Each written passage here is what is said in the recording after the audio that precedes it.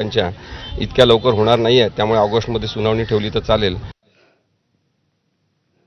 वळूयात पुढच्या बातमीकडे.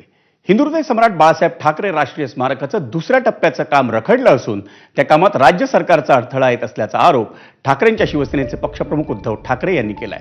राज्य विधिमंडळाच्या अधिवेशनाच्या निमित्तानं विधानभवनात पत्रकारांशी बोलताना उद्धव ठाकरे यांनी हा आरोप केला. शिवाजी पार्क येथील मुंबई महापौर निवासात बाळासाहेब ठाकरे राष्ट्रीय स्मारकाच्या पहिल्या टप्प्याचं काम पूर्ण झालंय.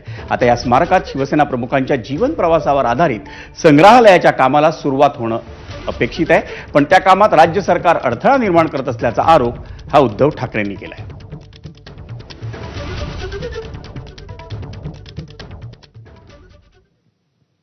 मंडळी, भाजप आणि ठाकरेंच्या शिवसेनेचे नेते हे एकमेकांवर नेहमीच आगपाखड करताना दिसतात, पण विधिमंडळ परिसरात आज एक वेगळं चित्र पाहायला मिळालं. उद्धव ठाकरे आणि भाजप आमदार प्रवीण दरेकरांची विधिमंडळ परिसरातच भेट झाली आणि यावेळी